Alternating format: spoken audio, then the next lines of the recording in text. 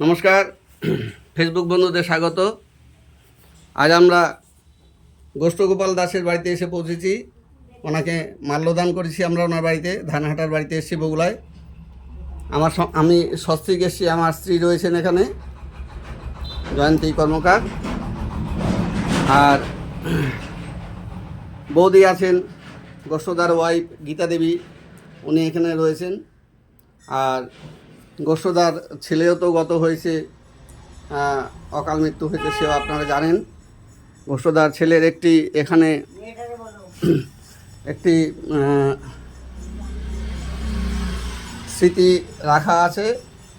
এই যে কিছু ফুল টুল দেওয়া আছে, এটা গোষ্ঠদার ছেলের। এখানে একটি ছোট্ট দোকান আছে। দিদি একটু এদিকে মুখটা ঘুরান না। এই যে ওনার ছোটো মেয়ে, আপনার নাম কি? এই যে পুতুল গোলদার, ওনার ছোটো মেয়ে, উনি এখানে থেকে এই দোকানটা করেন। আপনার কি বিয়ে হয়েছে? ও, ছেলে মেয়ে? ওনার এক ছেলে এক মেয়ে এখানে থাকে সব। ও, ওরা পড়াশোনা করে? আচ্ছা, ওনার এক ছেলে এক মেয়ে, ওরা সব পড়াশোনা করে। এই দোকানটুকুর উপরে এখন সংসার চলছে। তাই আজকে ওনার জন্মদিনের শুভ লগ্নে আমি সস্ত্রীক এখানে এসেছি। তা গোষ্ঠদার একটা আবক্ষ মূর্তি সামনের মাঠেও একটা আমি দেখে আসলাম, একটা বসানো আছে। আর এটা ওনাদের বাড়িতে গোষ্ঠদার এই আবক্ষ মূর্তি রয়েছে। তা গোষ্ঠদার বড় মেয়ে, ও খুব অ্যাক্সিডেন্ট, হ্যাঁ, বিনা অধিকারী। ওনার একটি বাইক অ্যাক্সিডেন্ট হয়েছে ওনার হাজব্যান্ডের সাথে, এবং বীণা দেবী উনি এনআরএসে প্রথমে ভর্তি ছিলেন, সেখান থেকে এখন ওনাকে বাঘাযতীনে নিয়ে যাওয়া হয়েছে।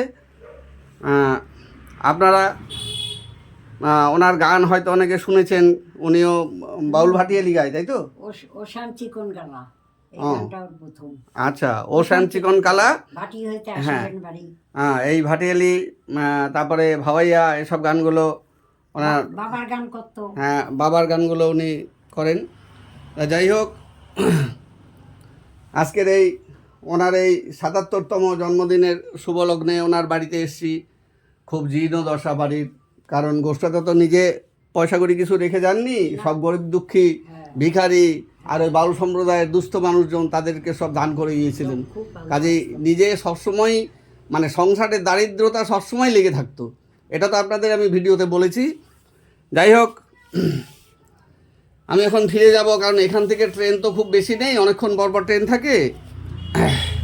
তাই আমি এখন আপাতত এখানেই শেষ করছি। সবাই ভালো থাকুন।